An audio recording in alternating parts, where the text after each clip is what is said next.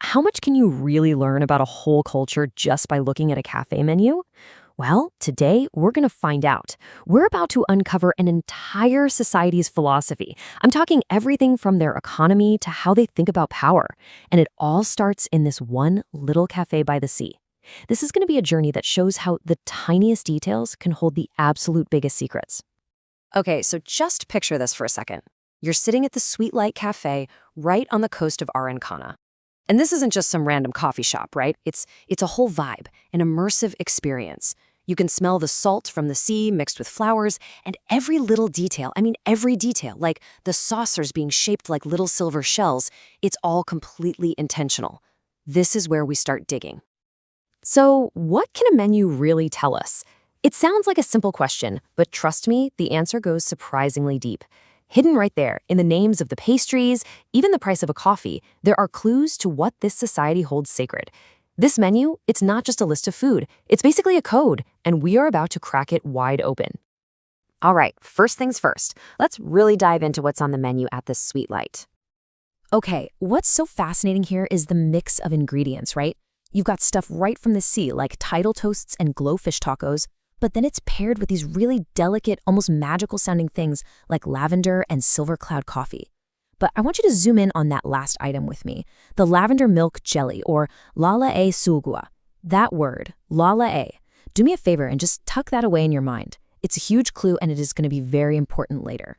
So the prices we see on the menu are in mija, their local currency, for everyday things. But if we really want to understand what the people of Arreqqana truly value, we have to look past the coffee and pastries. We need to look at their ultimate measure of wealth. And here it is. Brace yourself. A single gram of their purest gold is worth 3,600 yen. To put that in perspective, that's about 2,000 US dollars for 1 gram. Suddenly, that 8 mija dessert we saw looks a little different, doesn't it? This isn't just about money. We're talking about a completely different scale of value here. Okay, so this chart breaks down how they think about value. For them, gold, or kara, isn't just gold. Its purity is directly linked to its social and spiritual purpose. So down at the bottom, you've got 12 kara, used for things like merchant emblems. But as you go up the scale, it gets more and more sacred, until you hit the very top, 48 kara. And look at its name, kara lalayan. See? There's that word again. This gold is so pure, it's literally reserved for temple crowns and royal regalia. And this really gets to the heart of their philosophy. For the Arreqqana, the value of gold isn't about how shiny it is or how much it costs. No, it's about its spiritual resonance, its connection to the divine. The purer the gold, the closer it is to that sacred flame. So we've got a society that's all about purity and this spiritual resonance. That's great, but how does that actually play out in real life? How do people treat each other day to day? Let's take a look at how these big ideas shape their social fabric. Well, it translates into this absolutely beautiful concept, kisar le canard. Literally, it means a yes to the unknown.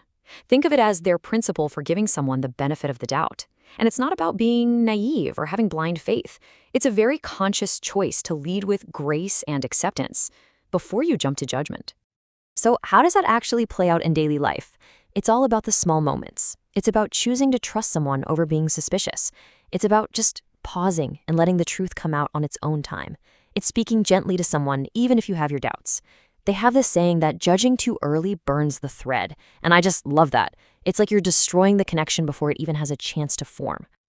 And this saying, the benefit of the doubt is the flame's mercy.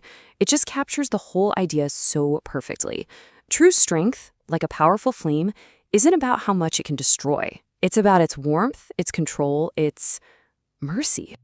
Okay, so this whole idea of restrained strength, that leads us right to the very heart of Arreqqana philosophy, their totally unique take on power and leadership. They call it Sijamara no Kasor, which translates to something like balance within strength. But a better term is quiet domination. Now, I know, that sounds like a total paradox, right? But it's this fascinating idea that real, true power doesn't come from being loud or forceful. It comes from this deep, unshakable calm and presence. It's a strength so real, it never has to announce itself. This comparison really makes it click. On one hand, you've got forceful domination.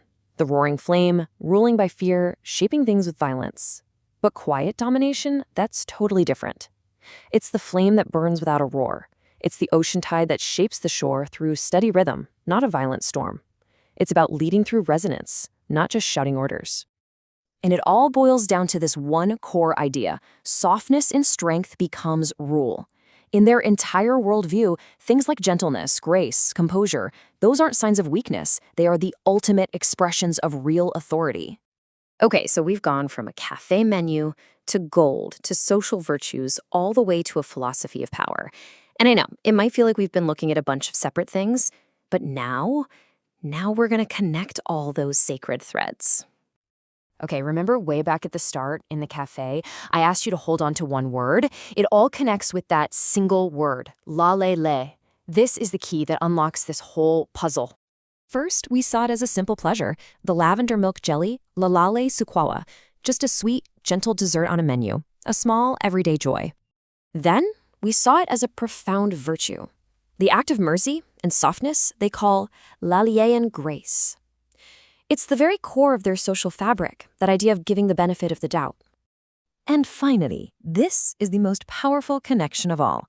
We find it as their most divine treasure, the highest purity of gold, gara lalalan, the very same word used for the sacred substance reserved for the gods. So think about that.